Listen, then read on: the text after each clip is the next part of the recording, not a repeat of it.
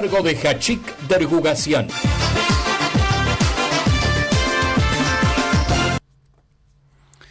Muy bien, amigos, ya estamos en vivo y en contacto con el compañero Hachik Dergugasyan desde Buenos Aires, 14:09 la hora. Le damos la bienvenida. Hachik, ¿cómo estás? ¿Qué tal? Buenas tardes, ¿cómo están? Hachik, esperamos con ansiedad tu balance acerca de todo esto que está sucediendo en Armenia, de las protestas cotidianas. Ayer compartíamos la información del incremento desmesurado en el presupuesto para la policía, que también generó bastante nerviosismo, podríamos decir, en la oposición y en la población en general, y una serie de noticias que van llegando que no son muy alentadoras en lo que tiene que ver con la actualidad en Armenia. ¿Qué nos podés contar, Hachik? Déjame empezar con el encuentro que tuvo el presidente de Armenia, Vakh Khatchaturian, con el presidente de la Federación Rusa hace un par de días en San Petersburgo, donde Khatchaturian se encontraba para participar a un foro económico que hace 25 años que se organiza en San Petersburgo. En este encuentro llama mucho la atención las palabras así concisas de Putin al darle la bienvenida al presidente de Armenia, donde dice reitera que Armenia no es un país socio, sino que es un socio estratégico. Es un concepto, por supuesto, que se usa mucho y de alguna forma se desvalorizó, ¿no? Cualquier cosa ahora se llama socioestratégico, aunque esto se basa sobre algunos documentos que se firman entre los estados y ahí el concepto socioestratégico se confirma. Bueno, más allá de eso, sabemos muy bien que entre Armenia y Rusia, desde el principio de la década de los 90 hay una cooperación estrecha en defensa y en Armenia. De hecho, Rusia tiene su única base militar en Gyumri. En fin, pero lo importante en las palabras de Putin no es confirmar, reiterar que Armenia es un socio estratégico de Rusia, sino que decir que a Rusia le importa todo lo que pasa alrededor de Armenia y en Armenia.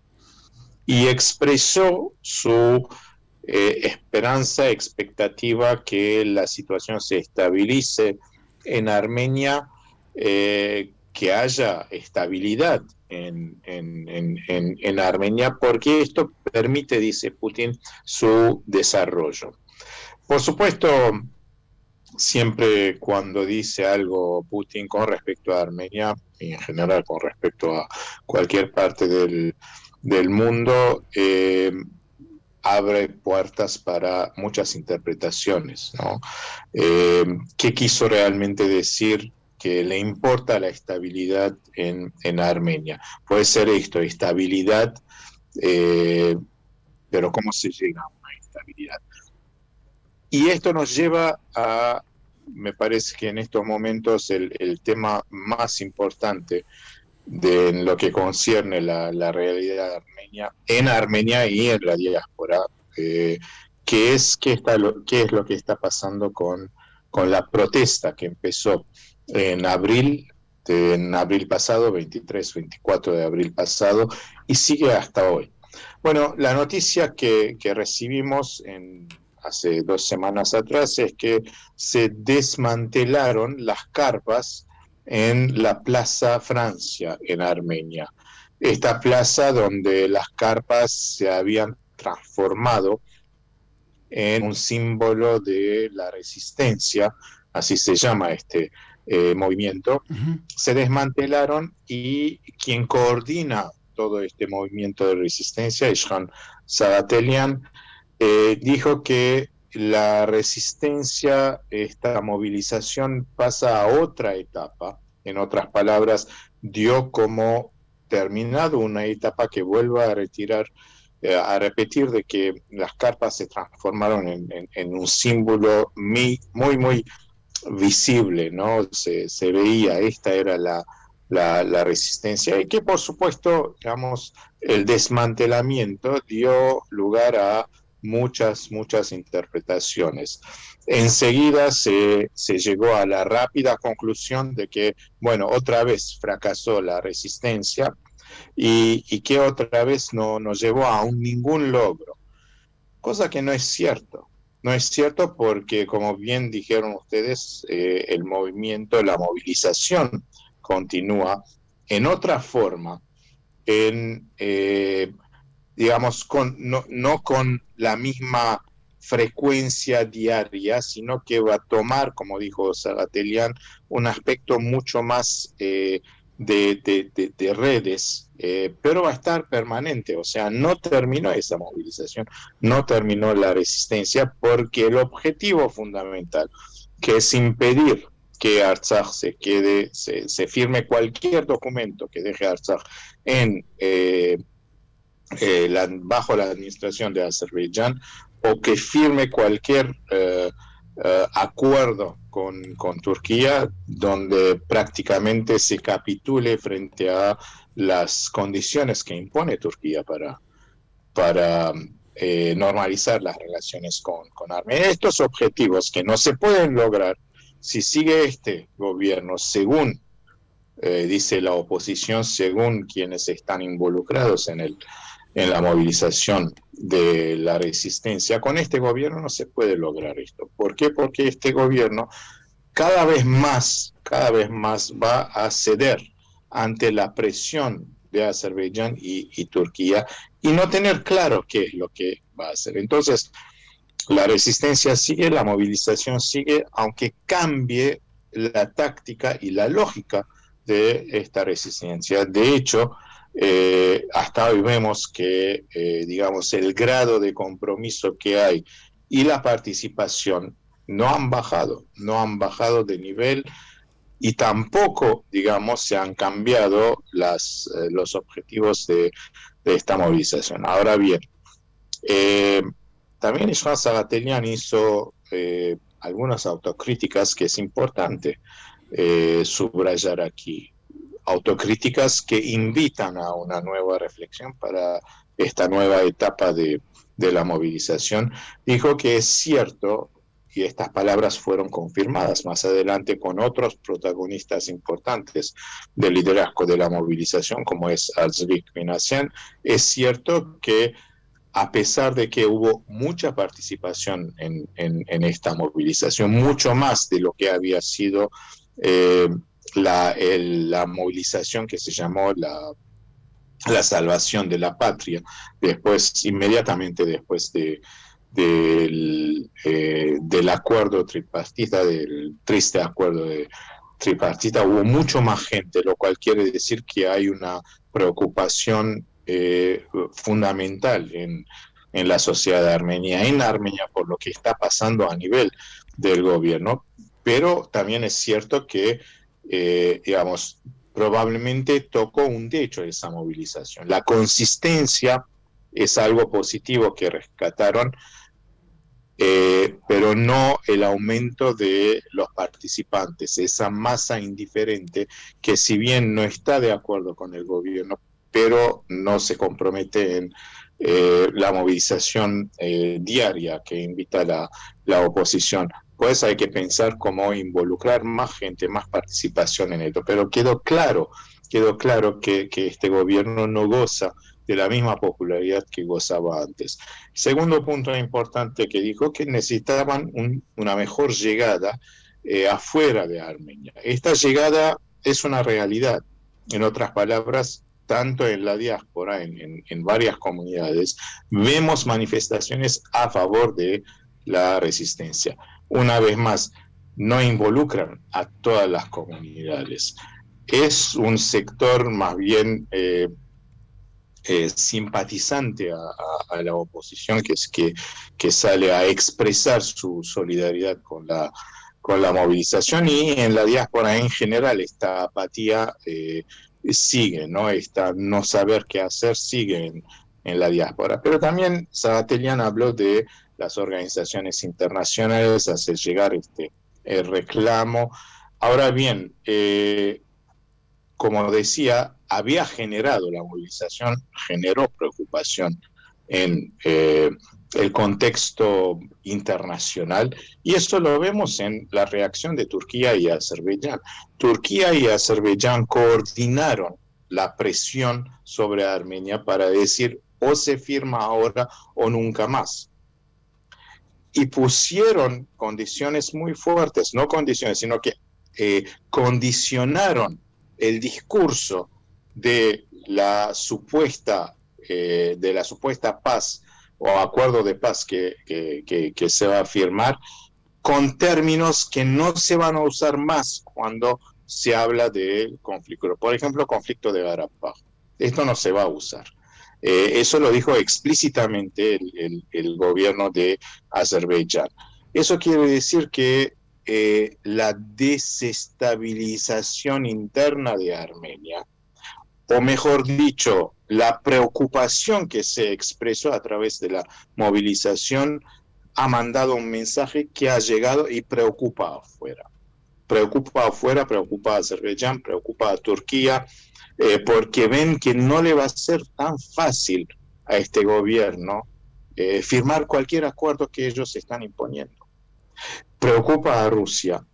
Y otro logro importante que acá hay que subrayar, más allá del contexto de los países del Cáucaso o Rusia o la vecindad inmediata de Armenia, 91 organizaciones europeas mandaron una carta al presidente del Consejo de Europa, Charles Michel, en primer lugar, saludando su intermediación en el conflicto, los esfuerzos que hace para la paz, pero también dijeron que no tenía que obviar el concepto claramente, un concepto que claramente define qué es Artsaj en el lenguaje diplomático, que es Nagorno-Karabaj, porque Charles Michel, el 31 de mayo, en su encuentro con Pashinyan y Aliyev, de alguna forma había obviado esto y había usado el concepto que usaba el presidente de Azerbaiyán, Karabaj. Bueno, 91 organizaciones en Europa dijeron que esto no va, tiene que ser más cuidadoso. Mensaje que se llegó, me parece, porque, bueno, hay declaraciones de parte de responsables de la Unión Europea hablando, digamos, en una forma mucho más que no descuida, digamos, el conflicto de Nagorno-Karabaj. Y todo queda abierto de, bueno, el impacto de toda esta movilización que sigue sobre la política exterior armenia, que es. Vemos ahora que hay cierta resistencia de parte de la política exterior armenia de tener más cuidado, ¿no? Resistencia de firmar cualquier acuerdo, de aceptar cualquier cosa que dice Azerbaiyán y Turquía. Lo vemos en forma, digamos, no tan abierta, pero se nota que hay algún cambio en el comportamiento de la diplomacia armenia. Ahora bien, preocupa la forma en que Pashinyan otra vez, digamos, empezó a atacar la oposición y empezó a justificar sus actos de entrega, por lo que los ex gobiernos de Kocharyan y de Sarkisian, con las palabras de Pashinyan, complicidad de la Frata Shnaktsukyon, habían ya firmado. Es interesante ver que él nunca menciona el primer presidente de Armenia. Siempre echa la culpa, la supuesta culpa de entrega de tierras que está haciendo ahora, echa la culpa a Kocharyan y a Sarkisian. Ahora bien, esta sintonía de alguna forma con lo que dice Azerbaiyán y con lo que dice Turquía es preocupante. Es preocupante porque no vemos ninguna resistencia, por lo menos de parte de Pashinyan, de tener una diplomacia mucho más flexible, mucho más flexible en el sentido de estar atento a lo que dice su propio pueblo, un sector importante de su propio pueblo, y pensar de cómo puede el gobierno, el Estado de Armenia resistir a las presiones turco y azeríes. Y eso es lo que no vemos. Y es ahí donde el objetivo principal de la oposición, que es que este gobierno se tiene que ir para tener un gobierno de transición y llevar adelante, digamos, las negociaciones para por lo menos minimizar los daños, ¿no? Para tener una paz que respete, que atienda los intereses armenios, una vez más después de la derrota. En otras palabras, no hay que esperar milagros, cambios radicales. Esto no es el objetivo, pero tampoco la forma en que se llevan adelante estas negociaciones. Esto no se logró todavía. Por eso esta movilización, el movimiento de la resistencia sigue en Armenia, y siempre queda la pregunta: ¿y qué pasa con la diáspora? Esa parte importante del pueblo armenio que vive afuera de Armenia, y que desde el fin de la guerra de los 44 días no ha tenido el rol que necesita más que nunca tener en estos momentos muy difíciles, críticos de Armenia. Y una última observación también: cuidado que no hay una eternidad para tomar decisiones, para formar un gobierno que tenga como objetivo el consenso interno para una mejor performance en el frente externo. No hay mucho tiempo, porque en el 2025 es la fecha crítica. La fecha crítica es cuando se renuevan o se termina la misión de las fuerzas de paz rusas en Artsaj, que hoy en día es lo que defiende la existencia de los armenios en Karabaj. Sin estas fuerzas no existe una fuerza militar que pare, digamos, el avance de los azeríes. Entonces, 2025, y estamos hablando de 2 años y medio, no más. Son años críticos, sin olvidar que también en el 2005-2006 están las nuevas elecciones, y es ahí donde, digamos, se juega si se va o se queda Pashinyan. Por lo tanto, algo tiene que resolverse mucho antes. Son momentos críticos para Armenia y por todos los armenios. Muy bien, Hachik, muy claro el panorama, muy gráfico todo lo que has descrito hasta ahora. Agradecemos tu participación, como siempre, desde aquí de Audición Armenia Gomidas.